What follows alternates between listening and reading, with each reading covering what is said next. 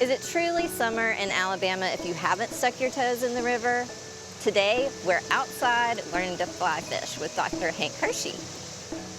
While I try to get the hang of it, we'll also learn about the handcrafted lures and musical stylings of Black Warrior lures from Tuscaloosa, as well as take a boat ride with coastal icon Jimbo Meador.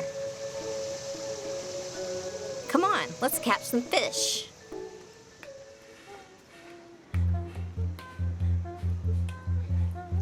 You can pretty much imitate anything with a fly. Yeah. Wow. A lot of times, Oh my so sometimes God. with fly fishing, you're either trying to imitate what they want to eat, or you're trying to imitate something that they really don't like and just want to get it out of their business. I gotta put my glasses on for this, y'all. And there's a mouse. Oh my gosh. Wait, where's the mouse? Here's the mouse. Oh yeah, it is. I'm immediately drawn to the sparkly flies that are sitting over Yeah. What are the white fluffy ones? Those are called game changers. Oh, I like that name. Here's a helgramite. Oh, Helgramite. Might not. I would 100% wear that. This is the adult version of what you've got. Oh, cool. Let's do this. Let's go fishing.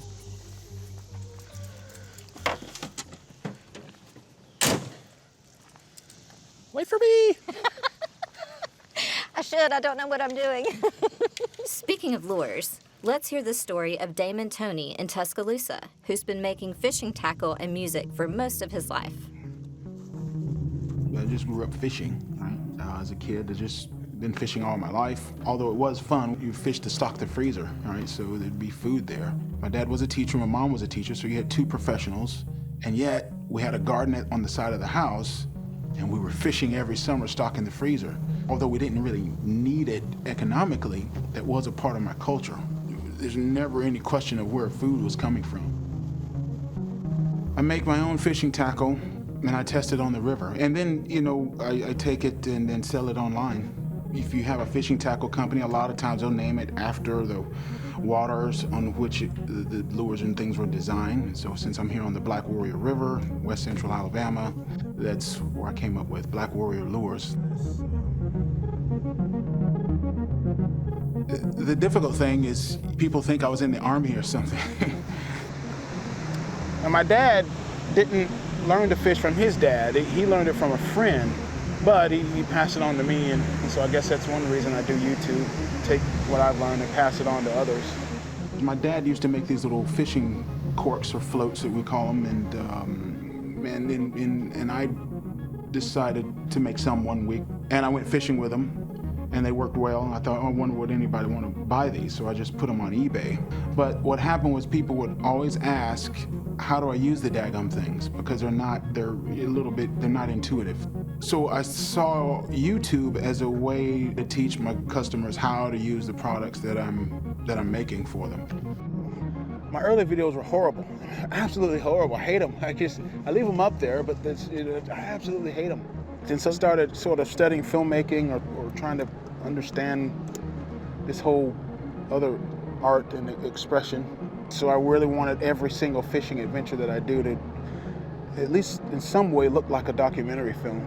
I have a background in music, graduated at the University of Alabama, and I got hit with like a copyright claim from YouTube. I'm like, so I have a license to use this music, and so I said, forget this. I've got 2 degrees in music, I'm gonna put the degrees to work. And so at that point I said, I'm just gonna start composing all my own music. I decided I was gonna probably do electronic music, but somewhere along that search, I found out about this thing called a modular synthesizer. If you go back and watch old videos of like the jazz fusion group like Weather Report, you see Joe Zawinul with a keyboard, but the keyboard was attached to this big monstrosity, and he's got all these knobs and all these wires. And I found out that this technology had kind of experienced a resurgence. This old technology had come back. That's where I decided, well, maybe I can just think more like a composer and less like a performer. You're kind of a composer, arranger, / conductor. you're kind of doing all those. But it is a kind of what I would call process music, and that process is playing out. But it's not like I'm separate from the process. I gotta still manipulate, I gotta twist, I gotta patch, I gotta tweak. But I just compose the tunes, and I'm almost always have a patch ready, or almost always have a tune going, and I just record the tunes. Once I get about 7 tunes recorded, I just put them together and put them on an album on Bandcamp. And I sell it under the Creative Commons license. So people can buy it and actually download it and use it in their YouTube videos. And I've got, 23 albums? Most of those are 7 tunes per album, some of them a little bit more. And I have a couple of singles out, but 23 releases. So it's a nice little library that's been built up. I grew up in Selma, Alabama, and I grew up fishing along the Alabama River. So I learned a lot from my dad, also learned a lot from my brother. And then once I went to college, you just sort of get absorbed into whatever it is you're studying, and that just sort of becomes your life. So that's why I didn't fish. I got done with college, I went to graduate school as well. I was just out of school and trying to find work, couldn't find work. I always had a sort of a fascination with canoes and wanted to build a canoe with my dad. I said, this would be a good way to spend more time with my dad, I'm done with school or whatever, and maybe can get back into fishing that way. But my dad died, and that was 2007. I was just faithless and hating the world and kind of wishing everything would die, And then one day, I just said, I'm done. Forget this. I just said, I'm going fishing. There we go. No, it's a little catfish, actually. When I was a kid, all we knew is what we knew and what was locally available. We didn't have a way to see what somebody's doing on the Jordan River in the Middle East, right? Or doing in another river across the state. There's no geographic boundaries anymore. I mean, I'm on this sort of backwater river, west central Alabama. The way I fish is not popular. It's not what they're using in the bass tournaments. If it's not popular, how in the world do you find people who are interested? Well, people are out there looking. There are people out there searching for, okay, how do I fish with just a line in my hand? I said, well, wait a minute. My dad did a lot of woodworking. He made clocks and he'd worked with resins and things. I said, I should be able to make one of these just out of wood. So I bought a lathe and, kind of experimented and eventually came up with a design pretty much like this one. They almost all look like this now. This is southern yellow pine. Whatever's happening telegraphs directly to your hands. When you're with the rod sort of dampens it or something. I can't explain it. Here we got one. There we go. Wait a minute. Yeah, there we go. Little guy. Little striped bass. It's a minimalist system. It's just a line, the weight, and some bait. It's simple. It doesn't cost a lot. And you can catch a lot of fish with it. And that's why I love it.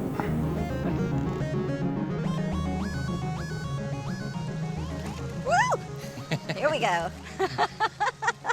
We'll start by holding pretty close to the reel, pinching the line, and just start pulling line off of that reel. So keep pulling. Okay. Feed more. Okay, that's good. The first step I'm going to teach you is a roll cast. So a roll cast is it requires no back cast whatsoever. You're just learning what the weight of the rod feels like in your hand. So you're going to hold the rod straight up and down, maybe even a little, raise your arm up just a little bit. And then you're gonna point the rod down towards the water, just flick it down. I don't think I really need to teach you anything. Woo! You're a natural. Yay! I had that beginner's luck going for me that first time. Bingo. Yes. Okay, I think you're ready for step 2, which is the back cast. So I'll kind of show you what that looks like before I have you do it. So I'm pulling it up off the water with that flick motion, and I'm pushing it forward with that same flick motion. And I'm just holding the line with my left hand. See how my left hand's not really moving? Uh-huh. And I'm just kind of window wiping with my other hand.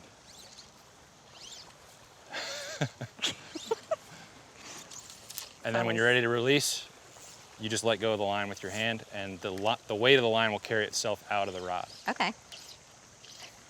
Wow. You make it look easy. That's all there is to it. Okay. There it is. That's beautiful. Okay, so now you're gonna pick it up and throw it behind you. One more. Yep, there it is. There it is. But do it more times? Do it more times. See if you can do it so that the line never touches the ground.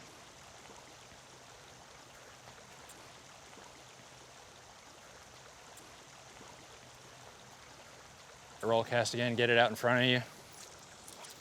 There it is, perfect. Yeah, that's it. No, I hit myself again. Oh! Yeah. Oh! Oh, it's in your skin. I caught me. Didn't go deep enough that we need emergency medical care. No, I'll be okay. That would be something. Yeah. I have snatched hooks out of skin though, so we should be okay. We won't need a doctor. Okay. Well, you are a doctor. I'm a fish doctor. All my patients have fins.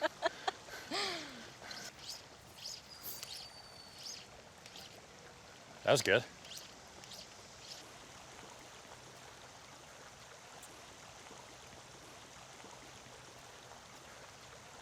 So we've given this spot a pretty good try.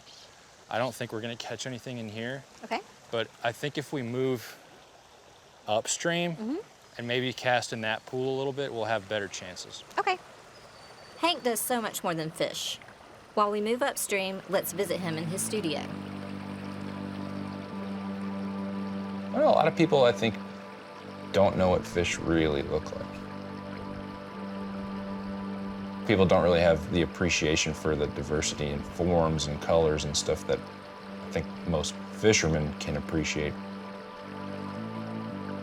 You know, fish to most people are just shadows in the water. Fish are literally my entire life. My name's Dr. Hank Hershey. My parents call me Henry. My fishing buddies call me Hank. Sometimes is confusing for people, but it doesn't really matter. I'm a fisheries biologist by trade and an artist, a creative director. I wear a lot of hats, but most of my world revolves around fish and fishing.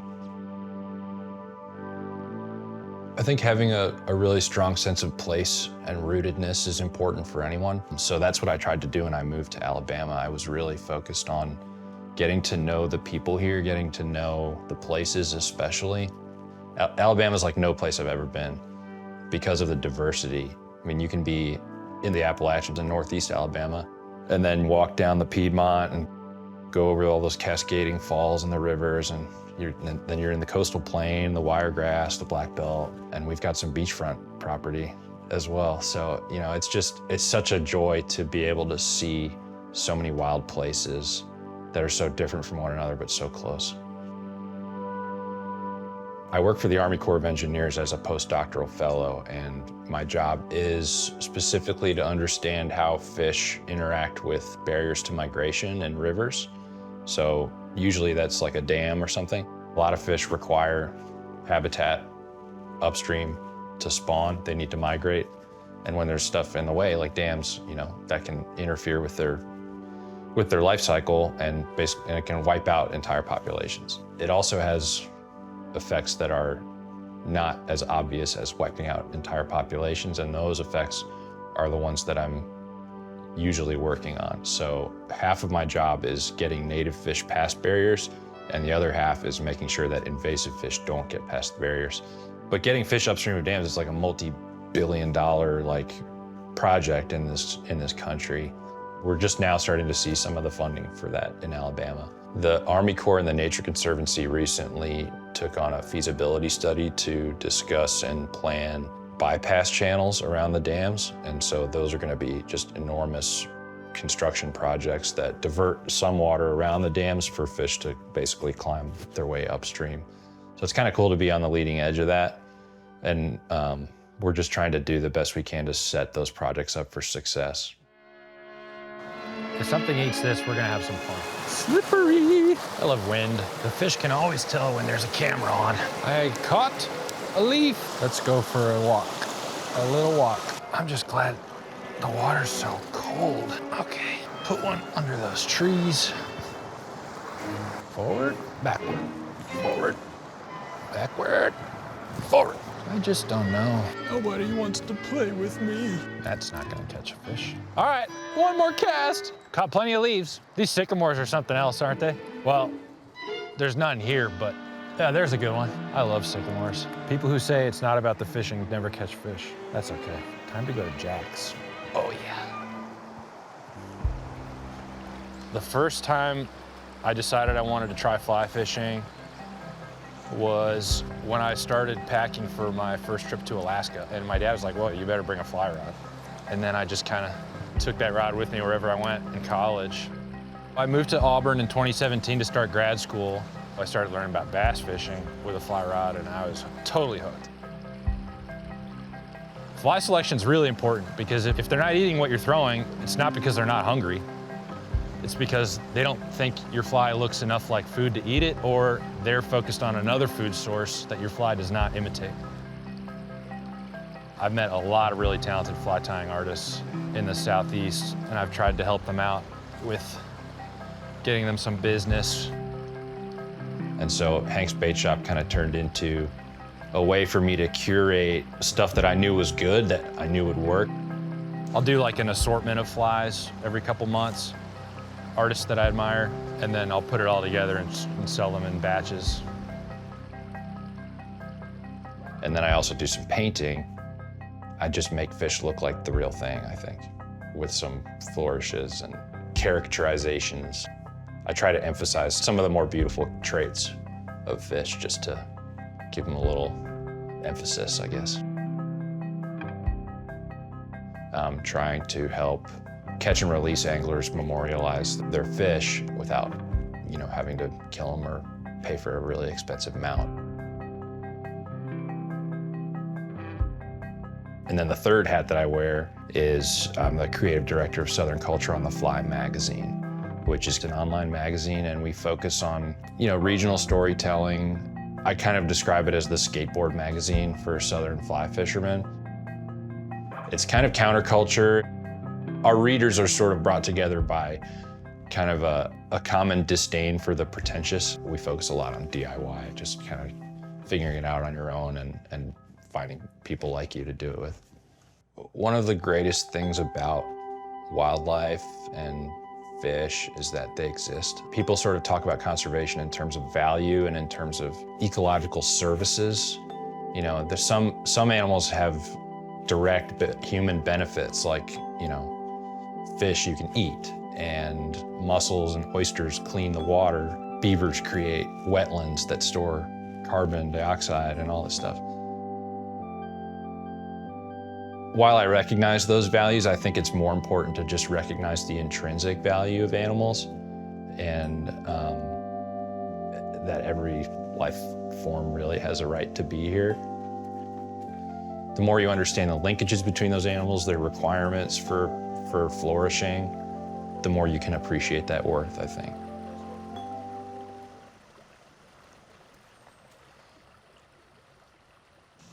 So which came first, the painting or the fishing? They sort of naturally came together. I mean, I was always drawing and doodling as a kid and stuff.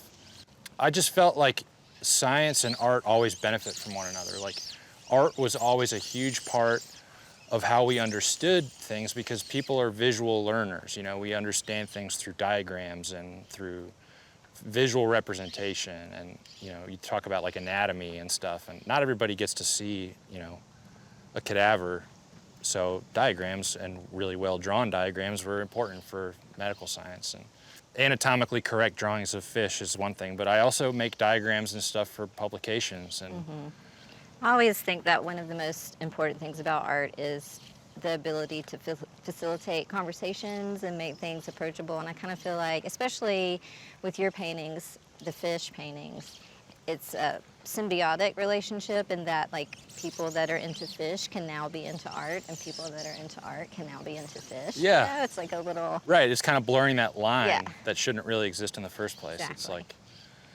yeah, that's a really good way to put it. nature is beautiful in some way or another. Yeah. You know, even if you hate camping, you still think flowers are pretty in your garden, you know, and that's not wild, it's not wilderness, but it's still nature. And I think making all that tangible with art is really important to me, but at the same time, kind of doing science in that social context is important too. And I think art really helps make science more palatable and more accessible. Let me see if I can run up there and try to catch one. Yeah. It'd be really great to actually have a fish on film That for would our be. fishing segment. While Hank verifies that there are absolutely no fish in this river, we have a very special treat. Come along for a boat ride on the Delta with outdoorsman and living legend Jimbo Meador. A lot of people ask me why I quit school. I said it was interfering with my education. It was. But biology now, I took every course I could in biology.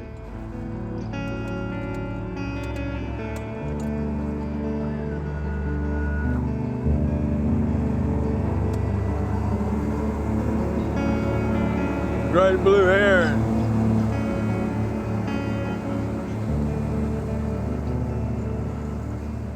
You know, I've made a living on the water my entire life. It's the reason I like birds that make a living on the water.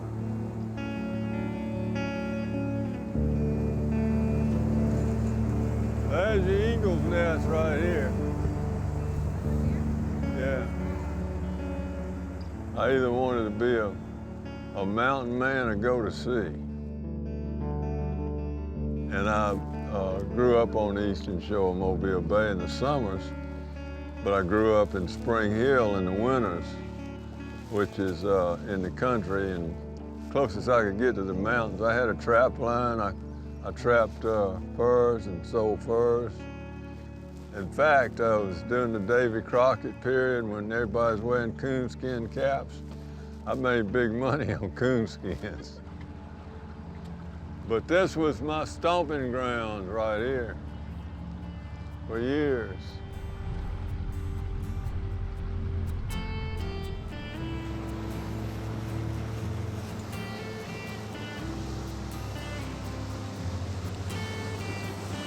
There's the gator. No, in front of us, he just went down.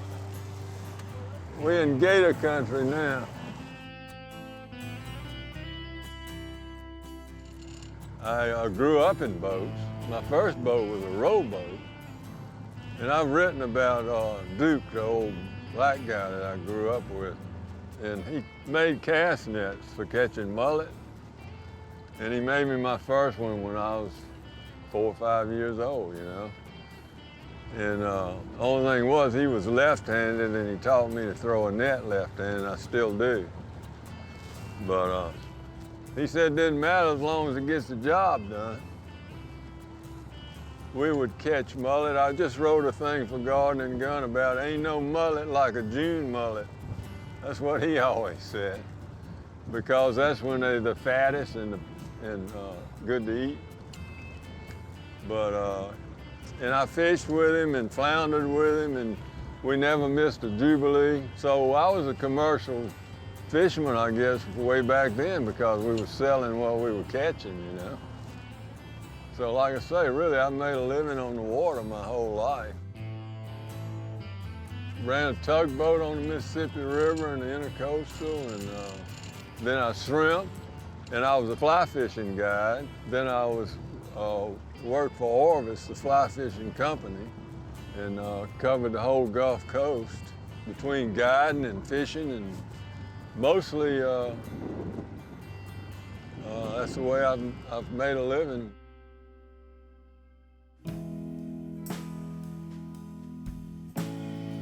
Oh, I was in the boat business and I designed some kayaks that you could stand up in and fly fish out of. And now stand-up paddle boards, because you can get back in really shallow water. I found out these duck ponds over in Louisiana, they're shallow ponds, but the redfish get in there and they're tailing, you know, this water's so shallow.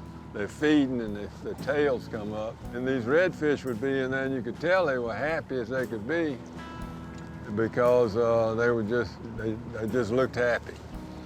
And as soon as you got that boat in there, you could tell that they got nervous. And the boat's displacing water. Just like when you get in a bathtub, the water level rises. Well, the same thing with that pond. When you push that boat in there, the water level rises. So I started going in there with pirogues and canoes and then these kayaks that you could stand up in and fly fish out of. And heck, I've caught redfish just dangling a fly in front of them. You can get that close, you know. So anyway, the biggest fun is coming up with ideas how to catch a fish. That's more fun than catching them. And I wanted to be a marine biologist. So that would have been a reason to stay in school, but my father died fairly young, and I decided to go to work. And I was doing things I like to do, and I've done things I like to do all my life. So if you love it, if you love what you're doing, it ain't work. And that's all I got to say about that.